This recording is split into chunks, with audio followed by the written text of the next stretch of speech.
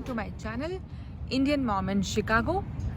तो आज हम बात करते हैं मेरे पीछे एक स्कूल की बिल्डिंग है, तो अंदाज़ा लग ही गया होगा कि आज हम बात करने वाले हैं अबाउट स्कूल सिस्टम।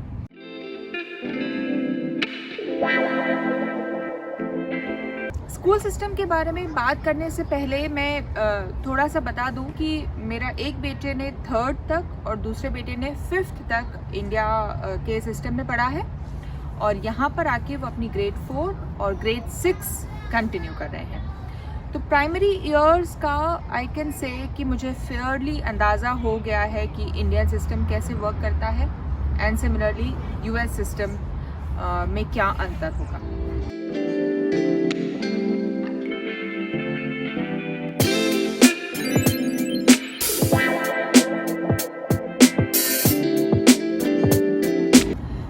वैसे जब हम लोग इंडिया में रहते थे तब मेरा भी यही मानना था कि अगर बच्चे यूएस के सिस्टम में काफ़ी टाइम या फ्यू इयर्स स्पेंड कर लेंगे तो उनके लिए इंडिया सिस्टम में वापस से आना would be very very difficult. लेकिन यहाँ पर आके मुझे ऐसा लगता है कि इट्स बोथ वेज, कि अगर वो इंडिया सिस्टम में काफ़ी टाइम स्पेंड कर लेते हैं, लेट्स से सीनियर ग्रेड्स में 9th 10th 11th 12th में यूएस सिस्टम में आना इज़ डिफ़िकल्ट, इम्पॉसिबल नहीं है बट हाँ डिफ़िकल्ट टू मैनेज।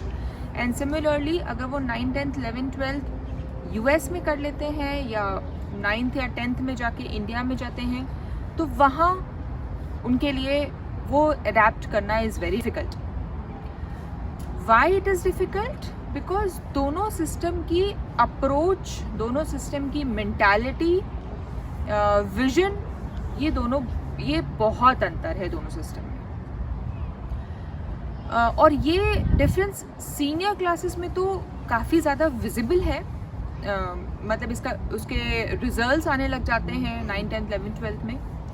बट ये the way they prepare kids in primary, pre primary years और मिडिल स्कूल, यहीं से काफ़ी अंतर शुरू हो जाता है इंडिया स्कूल सिस्टम वर्सेस यहाँ का स्कूल सिस्टम।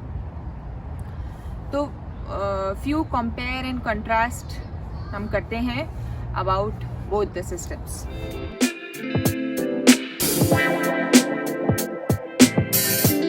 पहले मैं बात करती हूँ about basic arrangement of the school system. अब इंडिया में तो जैसे हम जानते हैं कि जनरली बच्चे प्राइवेट स्कूल्स में पढ़ते हैं, और private school is managed by the school authority या फिर जो भी उसके बोर्ड ऑफ डायरेक्टर्स होते हैं, और all schools follow one, either CBSE और आईसीएसई और आईबी और ऐसे ही कोई बोर्ड फॉलो करते हैं। तो एक स्टेट से दूसरे स्टेट में जाने में लैंग्वेज में कुछ चेंज आता है मे बी, लेकिन ओवरऑल पढ़ाई रिमेन्स द सेम, सब्जेक्ट्स और या फिर उसकी पढ़ाई का अप्रोच या एग्ज़ाम का पैटर्न रिमेन्स द सेम। लेकिन यहाँ पर इन यूएस ऐसा नहीं है। तो यूएस में जो एजुकेशन है वो सेंट्रल गवर्नमेंट का मुद्दा नहीं होता है, it's a state driven thing. तो उसके कारण क्या होता है कि 60% they follow common core program. तो 60% ऑफ द यूएस के सारे स्टेट्स में लगभग वैसा ही प्रोग्राम होता है, लेकिन जो ये 40% होता है ये स्टेट के पास होता है, which generally is driven by state का अथॉरिटी या फिर स्कूल की अथॉरिटी। सो ये 40% में दैट मीन्स काफ़ी फ्लेक्सिबिलिटी होती है स्कूल्स के पास, कुछ नया पढ़ाने की या कुछ नए स्टाइल से पढ़ाने की या फिर कुछ नए स्टाइल से एग्ज़ाम लेने की। तो इसके कारण पूरे एजुकेशन सिस्टम में काफ़ी ज़्यादा फ्लेक्सिबिलिटी आ जाती है। नाउ अब इंडिया में हमारे यहाँ क्या होता है कि प्राइवेट स्कूल्स होते हैं, जनरली मैक्सिमम बच्चे प्राइवेट स्कूल्स में ही पढ़ते हैं। तो जब हम किसी प्राइवेट स्कूल में एडमिशन करा देते हैं देन वी आर बहुत ज़्यादा बेफिक्र हो जाते हैं कि अब 12th तक बच्चा उसी में पढ़ेगा और उसके बाद कॉलेज की टेंशन होगी। यहाँ पर भी प्रिटी मच सेम ही है, क्योंकि यहाँ पर 12th तक basic education is compulsory and free. तो जब आप कोई घर लेते हैं तो उसी वो घर में 12th तक स्कूल असाइंड होते हैं, और मतलब बच्चा बाय डिफ़ॉल्ट उसी स्कूल में जाता है। अगर आपको चेंज करना है, लेट्स से किसी प्राइवेट स्कूल में जाना है या कैथलिक स्कूल में जाना है, then it's all together different. But otherwise अगर पब्लिक सिस्टम में बच्चों को पढ़ाना है तो जो आपने घर लिया है उसी में वो जो स्कूल सिस्टम, जो उसको स्कूल्स असाइंड होते हैं, उसी में पढ़ता है।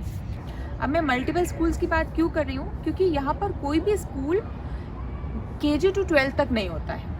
प्राइवेट स्कूल्स डिफरेंट होते हैं। Private schools is as good as India के स्कूल्स। तो मैं यहाँ पर पब्लिक सिस्टम की बात कर रही हूँ। तो कोई भी स्कूल ग्रेड 12 तक नहीं होता है। सो 9, 10, 11, 12 is all together a different school which is called high school, जो हर एक डिस्ट्रिक्ट का एक हाई स्कूल होता है। 9, 10, 11, 12 KG से लेके 8th तक कई बार ये प्राइमरी और मिडिल में उसको डिवाइड कर देते हैं ना। Primary years again district to district depend करता है। कई बार वो K to 3 होता है, that is KG kindergarten to grade 3। कई बार वो किंडरगार्टन टू ग्रेड 4 होता है, कई बार 5 तक होता है, कई बार 8 तक होता है। तो it all depends on district to district. अब मैं मेरे डिस्ट्रिक्ट की बात करती हूँ, जिस डिस्ट्रिक्ट में हम लोग रह रहे हैं, तो वहाँ पर किंडरगार्टन टू ग्रेड 4 एक स्कूल है, ग्रेड 5 और ग्रेड 6 एक दूसरा स्कूल है। जहाँ पर मैं अभी बैठी हूँ वो ग्रेड 5 और ग्रेड 6 का स्कूल है। फिर ग्रेड 7 और ग्रेड 8 के लिए एक डिफरेंट स्कूल है, और 9, 10, 11, 12 एक हाई स्कूल है। तो 9, 10, 11, 12 एक एल से एक बड़ा स्कूल होता है जिसको ये सारे जूनियर स्कूल्स फीड करते हैं। अब इसका मतलब क्या हुआ कि डिस्ट्रिक्ट में एक हाई स्कूल होगा, और उसमें उस डिस्ट्रिक्ट में मल्टीपल मिडिल स्कूल और एलिमेंट्री स्कूल हो सकते हैं। सो एलिमेंट्री स्कूल के सारे बच्चे इवेंचुअली मिडिल स्कूल में आएंगे, और मिडिल स्कूल के सारे बच्चे इवेंचुअली हाई स्कूल में जाएंगे। तो हाई स्कूल का एरिया काफ़ी बड़ा होता है, जिस एरिया से बच्चे आ सकते हैं। तो ये सारे जो प्राइमरी और मिडिल स्कूल होते हैं, ये इनको फीडर स्कूल्स बोलते हैं हाई स्कूल के लिए। कई बार होता है कि कुछ क्लासेस के बाद उनका स्कूल चेंज हो जाता है, कुछ और बच्चे आ जाते हैं, तो ऐसे वो उनको और भी बहुत सारे बच्चों से मिलने का मौका मिल पाता है। एक ये organisation of the school India का और US का बहुत अंतर है।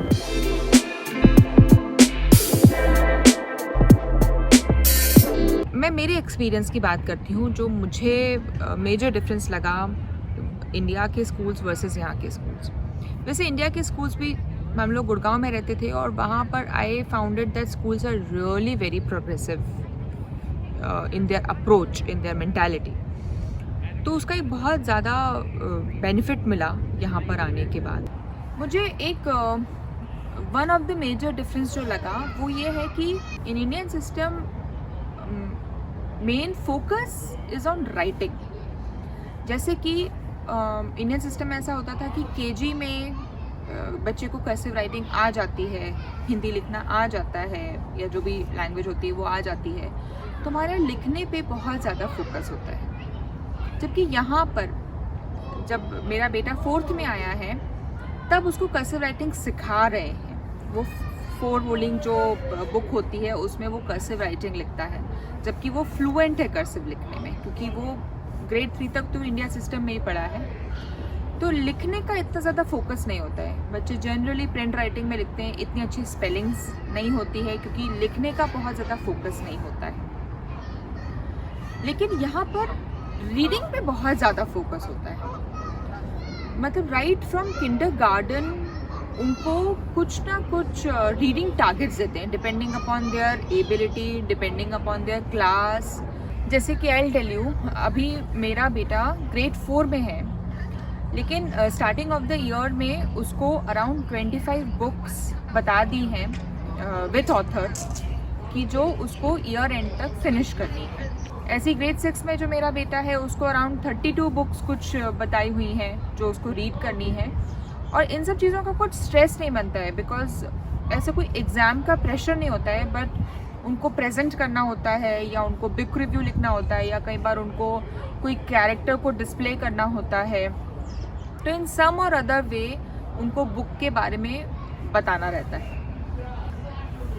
दूसरा मुझे जो एक और डिफरेंस लगा वो ये है कि इन मैथ्स नाउ मैथ्स में आई से कि इंडिया में बच्चे बहुत एडवांस लेवल पे मैथ्स करते हैं, जो यहाँ पर ग्रेड 6 के बाद ग्रेड 7 ऑनवर्ड्स जनरली वो इंट्रोड्यूस करते हैं। कई बार ग्रेड 6 से कर देते हैं, कई बार ग्रेड 5 से कर देते हैं, तो डिपेंड। सो अर्ली ईयर्स में इतना ज़्यादा एडवांस मैथ्स नहीं बताते हैं, नहीं पढ़ाते हैं जितना इंडिया सिस्टम में बच्चे एडवांस मैथ्स करते हैं।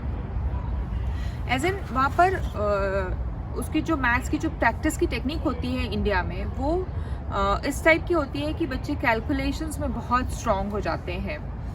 सो आई विल से कि मैथ्स यहाँ का इतना एडवांस नहीं है, और later on I mean 9th 10th 11th 12th में या फिर ग्रेड 8 ऑनवर्ड्स उनको डेफिनेटली अपॉर्चुनिटी मिलती है कि अगर बच्चा मैथ्स में अच्छा है तो वो एडवांस मैथ्स लेके अपने कॉलेज के क्रेडिट भी कंप्लीट कर ले। अब ये सब सुनने में बहुत अजीब सा लगता है, तो जब मैं senior studies senior high school का लेके एक वीडियो बनाऊंगी तब ये सब एक्सप्लेन कर पाऊंगी। So just for now I can say कि ऐसा नहीं है कि अगर बच्चा एडवांस मैथ्स में अच्छा है तो उसको अपॉर्चुनिटी ही नहीं मिलेगी यहाँ पर करने की। वो डेफिनेटली मिलती है, पर वो सीनियर क्लासेस में जाके मिलती है। ग्रेड 5-6 तक तो उसको नॉर्मल मैथ्स ही मिलता है, जो आई फील कि हमारे इंडियन बच्चे बड़े अच्छे होते हैं मैथ्स में। थर्ड जो मुझे मेजर डिफरेंस लगा इन अप्रोच, वो ये है कि मैं मेरा एक्सपीरियंस बताती हूँ कि इंडिया में जो होमवर्क आता था या जो भी असाइनमेंट होते थे, वो टीचर जनरली पेरेंट को कम्युनिकेट करती थी। अब क्योंकि एप्स का ज़माना था और ईमेल्स आते थे काफ़ी सारे, या फिर तो वो जनरली पेरेंट को आता था। तो इवेंचुअली एटलीस्ट मेरे सिस्टम में तो यही होता था कि वो पेरेंट की रिस्पॉन्सिबिलिटी होती थी कि बच्चों को बताना कि तुम्हारा ये असाइनमेंट की ये डेडलाइन है और ये तुमको तब तक फिनिश करनी है। लेकिन यहाँ पर पेरेंट इतना इन्वॉल्व नहीं होता है, क्योंकि पेरेंट तक वो बात आती नहीं है। पेरेंट तक ये छोटी छोटी चीज़ें कि होमवर्क कब सबमिट करना है, या क्या होमवर्क है, या क्या प्रेजेंटेशन है, या किसी बुक को रीड करने की क्या डेडलाइन है, ये सब उसको स्कूल में ही रीइंफोर्स कर करके बता दिया जाता है। तो स्कूल यहाँ पर आते आई मीन क्विकली बहुत जल्दी इंडिपेंडेंट हो जाते हैं, वो अपनी रिस्पॉन्सिबिलिटी समझने लग जाते हैं अबाउट होमवर्क। तो ये था I mean being an Indian mom, मेरे लिए थोड़ा ये डाइजेस्ट करना मुश्किल है, मेरे लिए थोड़ा इस सिस्टम से एडजस्ट करना इस लेवल पे थोड़ा डिफ़िकल्ट है। सो अनदर डिफरेंस है कि इन यूएस सिस्टम में स्पोर्ट्स पे काफ़ी ज़्यादा फोकस किया जाता है, specially in primary years.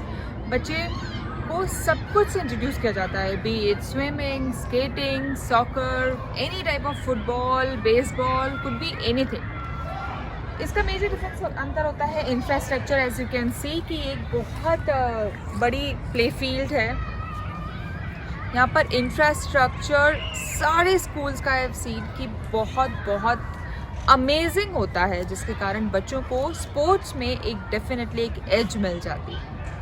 Now 9th 10th 11th 12th all together एक डिफरेंट स्कूल है, डिफरेंट पैटर्न है। तो इसके बारे में मैं डिटेल में नेक्स्ट वीडियो में बताऊंगी। टिल देन मेरी जर्नी से जुड़े रहिए। Do subscribe to my channel and let me know if you have any question. Thank you so much. Bye bye.